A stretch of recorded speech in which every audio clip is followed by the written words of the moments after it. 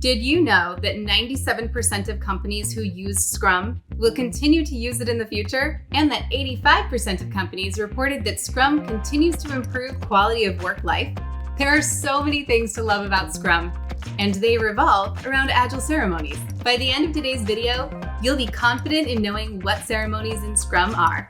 We will explore the purposes of the 4 Scrum ceremonies and what you can do to make them as effective as possible. Ready to get into it? Ты знаешь, в каком ты клубе находишься? Конечно.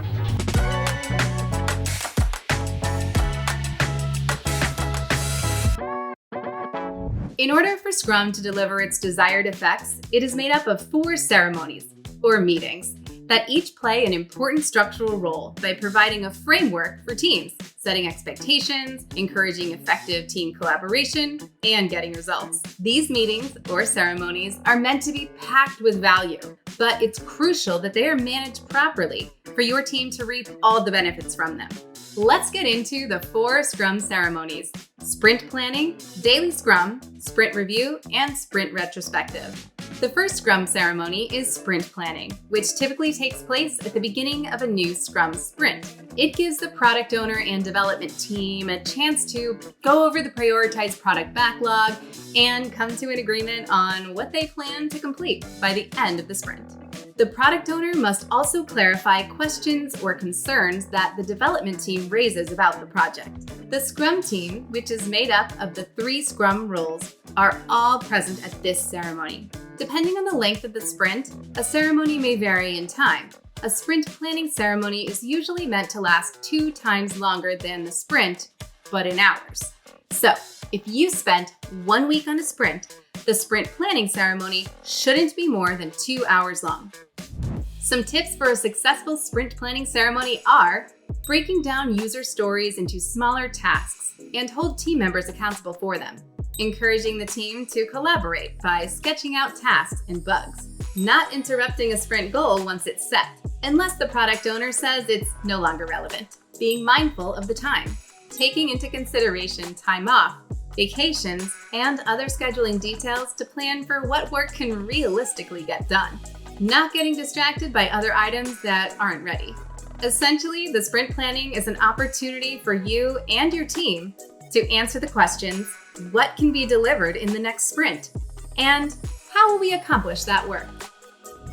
The second Scrum ceremony is Daily Scrum, also known as Daily Stand-Up. This is basically a short meeting that allows the team to check in and plan for the day's work. Everyone also has a chance to communicate their own progress toward the sprint goal, as well as any setbacks they may be having. I declare bankruptcy!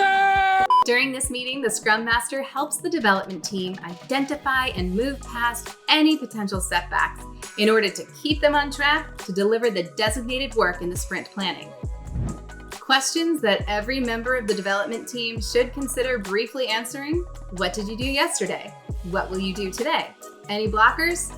Since this is a daily ceremony, it's quite short. It shouldn't be longer than 15 minutes. Some tips for a successful daily Scrum ceremony are setting a timer to not go over 15 minutes. Because let's face it, who actually likes to sit through long meetings every day?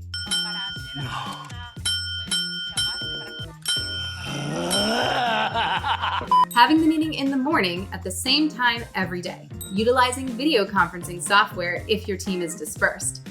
Encouraging the team to work together after the daily Scrum if something arises during the meeting that requires a longer conversation. Daily Scrum is meant to build trust between team members and get them in sync with each other. It's a great place for accountability and realigning on a daily basis. The third Scrum ceremony is Sprint Review, which is where all the work that was completed during the sprint can be shared with stakeholders. It's the perfect time for the development team to show everything they worked on and give the stakeholders a chance to inspect the work and adapt the product as needed along the way. The entire Scrum team is present at this ceremony, along with management, stakeholders, customers, and developers from other projects. The product owner and Scrum Master make a decision together as to who should be involved in the sprint review and make sure they are able to attend. As a rule of thumb, This ceremony should last 1 hour per week of the sprint.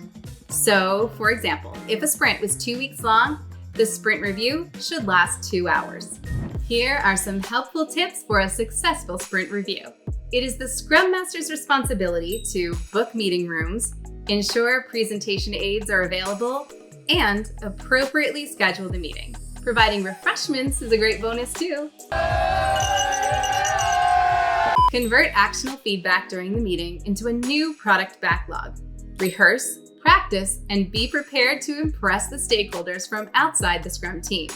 Put the focus on user experience and business value. Ensure that the product owner asks the stakeholders questions, gathers feedback, and provides answers to questions that come up. Take advantage of the sprint review to build trust between stakeholders and the Scrum team. It's a fantastic opportunity to communicate and get direct feedback that can be added to the product backlog. The fourth Scrum ceremony is Sprint Retrospective, which is the last meeting in the sequence, meant for the team to reflect on the work they completed and pinpoint opportunities for improvement in the future. The team has a safe space to talk about what went well. Toby, can I really tell you anything? Of course. What could have gone better? You are the worst. I hate looking at your face. I want to smack. And brainstorm suggestions for changes. Remember that Agile is all about adaptability and improvement, and the Sprint Retrospective meeting is designed to help the Scrum team adapt and improve. This meeting is typically for the Scrum Master and the development team, but the product owner could be an optional attendee. However, no stakeholders should be present during this ceremony. As a rule of thumb, this ceremony shouldn't last more than 1.5 hours for a 2-week sprint. As an example, if the sprints were a month, the Sprint Retrospective should last up to 3 hours. Each of these sprint ceremonies are most effective when done as part of a process.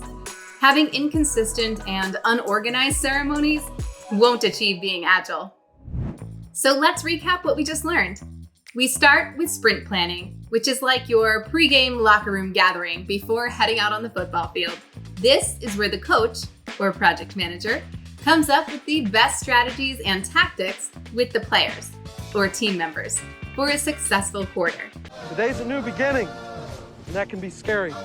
Daily Scrum comes next, which is your quick huddles during the quarter to make sure everyone has their head in the game and is focused on the tactics. Then comes the sprint review, which is like catching up as a team at the end of each quarter to readjust and ensure you're on the right track to win. This process happens every single quarter until the game ends. That's when you reach Sprint Retrospective, which is when the team reflects on the outcome of the game. Now that you know all about Scrum rituals, we can't wait to hear about your results when implementing them with your team. If you have any additional questions about Scrum ceremonies, let us know in the comments below. Before you go, don't forget to hit the like button, subscribe, and turn on notifications by clicking the bell icon so you'll know when we post more useful content just like this. See you in the next one.